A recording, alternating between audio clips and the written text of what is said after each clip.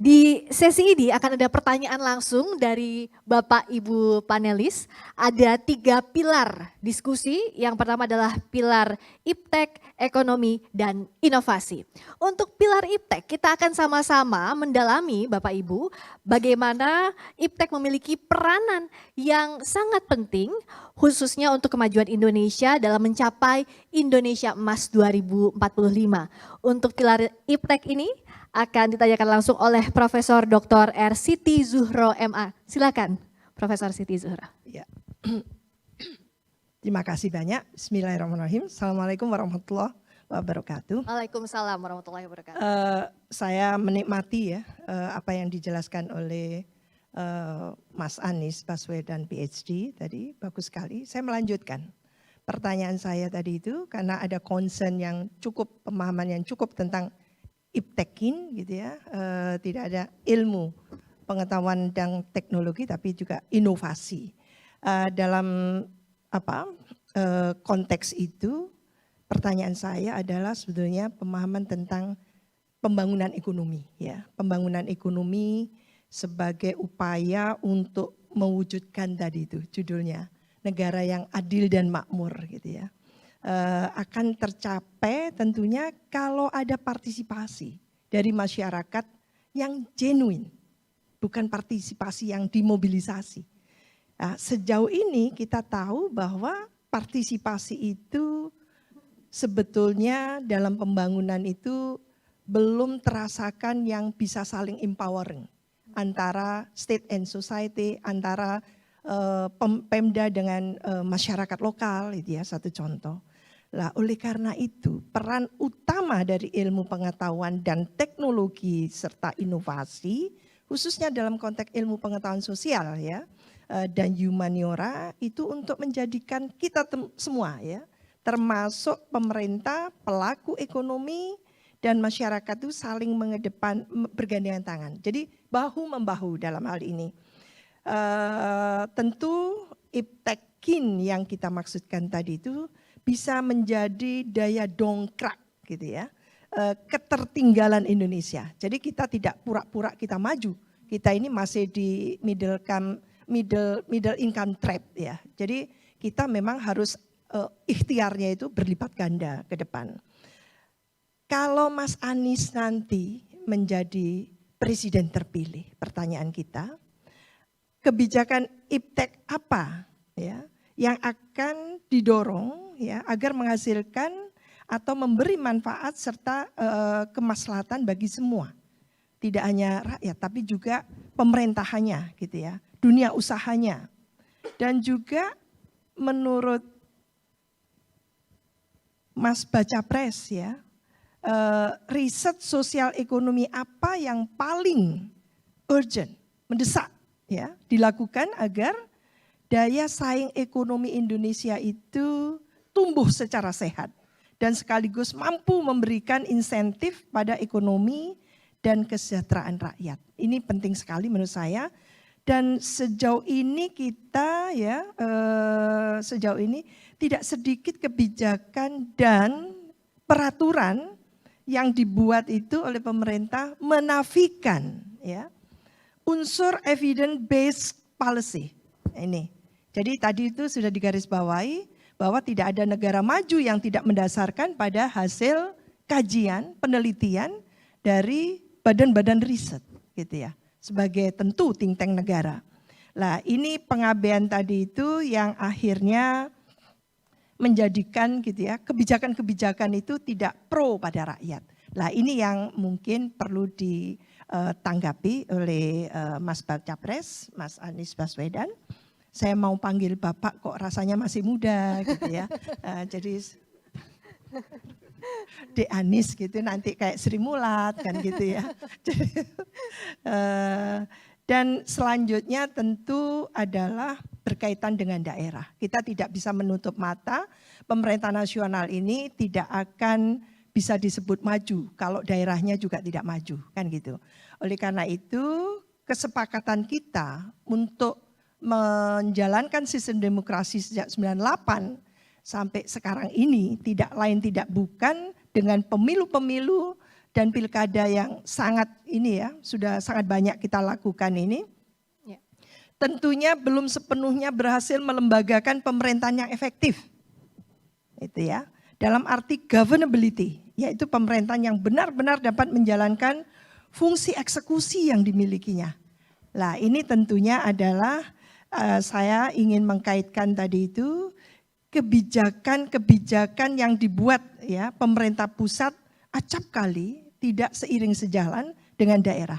Kalau kita belajar otonomi daerah, maka pelaksanaan desentralisasi dan otonomi daerah itu acap kali dijadikan alasan oleh pemerintah daerah, baik itu provinsi, kabupaten maupun kota, gitu ya, untuk tidak mengimplementasikan program yang sudah diputuskan oleh pemerintah pusat. Pertanyaan saya terakhir adalah mengapa hal itu terjadi? Bagaimana menurut Mas Baca Pres agar pemilu dan pilkada bisa menghasilkan pemerintahan nasional, regional dan lokal yang sinergis, kolaboratif dan efektif? Itu. Baik. Ya, Terima kasih Prof. Siti Zuhro. Tepuk tangan untuk pertanyaannya dari Pilar Iptek. Silahkan dijawab Pak Anies untuk 4 poin pertanyaan tadi. Mulai dari kebijakan Iptek apa yang akan didorong, riset sosial ekonomi, evidence based policy, dan bagaimana agar ada sinergi antara pemerintah pusat dan daerah yang dihasilkan dari pemilu dan pilkada nanti. Silakan Pak Anies. Prof. Siti Zuhro yang saya hormati, terima kasih atas pertanyaan-pertanyaan substantif ini. Jadi ketika pertanyaan misalnya kebijakan ilmu pengetahuan teknologi apa yang perlu menjadi prioritas pada hari ini. Kami melihat kebutuhan dasar harus menjadi prioritas bagi pemanfaatan ilmu pengetahuan, teknologi dan inovasi. Apa itu? Pangan. Ini dasar sekali. Bagaimana kita memanfaatkan ilmu pengetahuan untuk mengubah agar tata niaga kebutuhan pokok kita itu sehat. Memiliki ketahanan pangan dan memiliki kemandirian dengan kekayaan alam kita yang luar biasa. Jadi Prof, kalau kita ketemu petani, kita sulit paham. Ini 70 tahun merdeka, kondisi dia nggak berubah. Kenapa di negeri lain petani bisa berubah? Kok di kita tidak? Pasti ada hal yang tidak tepat yang kita kerjakan. Di sisi lain, lihat harga beras kita lebih mahal daripada tetangga-tetangga kita. Ada yang salah apa di sini? Nah ini bukan pertanyaan politis. Ini adalah pertanyaan teknokratis. Dan dijawabnya secara teknokrasi. Nanti menjadi keputusan politis.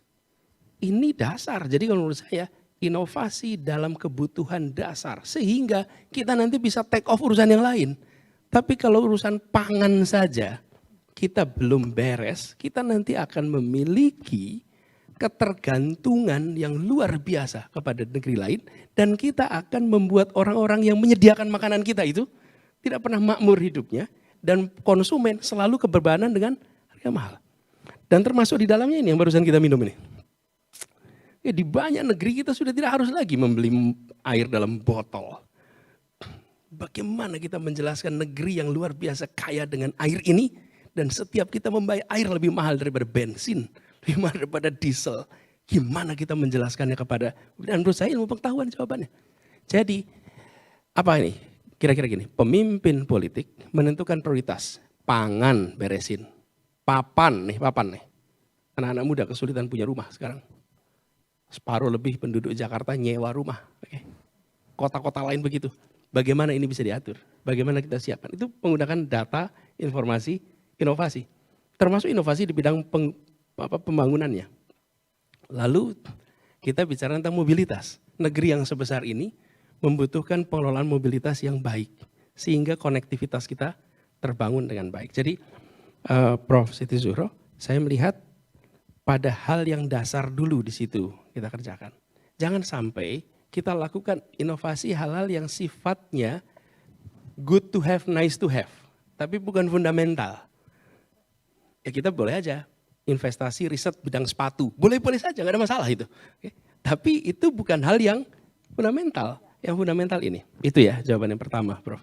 Jadi kalau itu bisa ada, lalu apa di bidang policy-nya?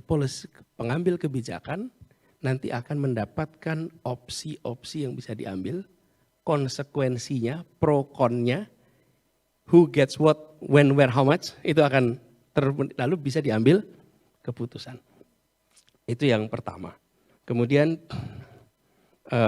riset apa saja agar ekonomi kita bisa mensejahterakan. Kami melihat riset-riset terutama di bidang yang memiliki efek pada peningkatan nilai tambah. Yang kedua pada penyebaran kesempatan lapangan pekerjaan. Yang ketiga pada penambahan pusat-pusat pertumbuhan perekonomian. Sehingga penelitian-penelitian ini nantinya akan bisa menjadi dasar bagi dilakukannya kebijakan-kebijakan yang meningkatkan kesejahteraan bagi masyarakat. Kami sependapat sekali, Prof, bahwa negara harus menyiapkan sumber daya yang cukup agar kegiatan penelitian itu bisa dikerjakan dengan metode yang benar dan menghasilkan temuan-temuan yang objektif. Dan itu bisa dalam bentuk negara mengalokasikan ditambah dengan negara bermitra. Dengan siapa? Dengan private sector, bermitra dengan organisasi internasional, bermitra dengan dunia akademik, domestik maupun global. Nah, bentuk dari insentif yang diberikan bisa dalam bentuk pajak, bisa dalam bentuk monetary lainnya, terutama bagi private sector, supaya mereka mau melakukan investasi di situ. Dan kita, saya tadi ada data tapi saya tidak sempat tunjukkan, Prof, bahwa kita ini di dalam skala regional saja itu tidak termasuk yang tinggi di dalam unsur riset dan bagi produk-produk yang kita hasilkan. Jadi data yang kami dapatkan ketika kita membandingkan Indonesia dengan negara lain, unsur inovasi kita ini dari World Intellectual Property Organization, kita ini rank nomor 75, Singapura nomor 7, Cina nomor 11, Malaysia nomor 36, Thailand nomor 43, dan kita berada di urutan 75. Nah, ini harus didorong. Tapi tadi saya sampaikan jangan sampai kita mendorong peningkatan di bidang yang bukan hal yang substantif pada fase ini. Lalu yang keempat tentang bagaimana daerah bisa maju. Ini sesungguhnya Prof. Siti Zuhro memberikan pertanyaan yang sangat menarik karena Prof. Siti Zuhro membuat kita semua sadar bahwa kita seharusnya menggunakan metode ilmiah untuk menyusun manajemen hubungan pusat daerah. Kan kita bukan negeri pertama yang punya hubungan pusat daerah. Kalau dibandingkan ada negara besar lain, ada Tiongkok, ada Brazil, ada Amerika Serikat, ada India. Itu negara yang teritorinya besar-besar semua. Lalu ada yang menggunakan federasi, ada yang menggunakan unitary. Ada yang menggunakan desentralisasi, ada yang menggunakan sentralisasi. Nah, itu adalah ranah ilmu pengetahuan comparative politics, public policy, yang kita bisa mengambil pelajaran mana yang paling bisa kita gunakan, bukan diterapkan. Mana yang paling bisa kita manfaatkan untuk kebutuhan Indonesia. Nah, kami melihat bagaimana supaya sinkron langkah ke depannya, Prof. Itu begini. Dengan pemerintah pusat dan pemerintah daerah merumuskan pertanyaan mikro yang sama. Tapi bukan merumuskan manajemen mikro yang sama. Gak bisa, pemerintah pusat jangan melakukan micromanagement. Pemerintah pusat itu melakukannya micro questions. Karena organisasi ini besar sekali. Jadi begini, supaya apa? Supaya kita tidak ketemu dengan pendekatan simetrik untuk semua daerah. Problem yang kita hadapi sekarang itu apa? Pemerintah pusat melakukan micromanagement. Nih misalnya, laporan keuangan kepala desa, oke? Ditentukan kita, nih laporannya ABC, bukan. Pertanyaannya mikro, bagaimana laporan keuangan di daerah Anda itu memenuhi prinsip-prinsip akuntansi keuangan pemerintahan. Yang kedua, bagaimana pengelolaan keuangan Anda dibuat sesuai dengan kebutuhan daerah Anda. Micro questions, bukan micro management. Nah, kita kecenderungannya maunya mikro, begitu micro management maka dominasinya perspektif Jakarta. Bukan perspektif daerah. Tapi kalau micro questions, pertanyaan nih, bagaimana orang datang ke rumah sakit pulang bahagia? Oh, ya Anda rumusin aja solusinya. Wah, Anda mulai rumah sakit, Anda mulai anggaran, tapi bagaimana orang keluar rumah sakit itu bahagia? Itu micro questions, Anda pikirkan tuh. Nanti akan ketemu sebuah kesepakatan yang menjadi, kalau bahasa manajemennya namanya KPI. Dan ini ilmu pengetahuan. Ilmu pengetahuan itu membantu merumuskan pertanyaan dengan benar. Kalau kita merumuskan pertanyaan dengan benar, itu kira-kira hampir separuh persoalan selesai. Rumuskan, habis itu kita sepakati caranya dan lalu monitor. Jadi kami melihat sinkron dan tidaknya, kenapa? Karena daerah punya prioritas yang menurut daerah prioritasnya A, B, C. Pemerintah pusat melihat prioritasnya secara nasional D, E, F. Lalu dibuatlah peraturan yang prioritas D, E, F. Daerah sulit untuk mengikuti. Tapi kalau bentuknya micromanagement, lalu begini, misalnya kami melihat perlu ada arahan nasional terkait dengan pembangunan di tingkat daerah. Arahan. Kalau tidak ada arahan kita sulit. Seperti contoh, Pak. Soal kesehatan. Maka tiap daerah itu dirumuskan angka kematian ibu melahirkan, angka stunting, angka TB, angka penyakit-penyakit menular yang seharusnya kita sudah tidak ada lagi. Stunting sudah tadi, TB dan lain-lain. Itu dirumuskan tiap daerah sehingga daerah itu mengejar sebuah target. Kenapa? Karena ada arah dari pemerintah pusat.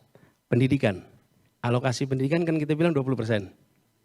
Coba dicek apakah APBD tiap daerah sudah 20%? Belum tentu. Belum tentu. Nah, jadi saya melihat yang tadi saya sampaikan di awal, ilmu pengetahuan itu membantu untuk memotret kenyataan, merumuskan pertanyaan untuk diselesaikan, lalu membantu menyiapkan metode yang perlu diambil sebagai kebijakan untuk menyelesaikannya.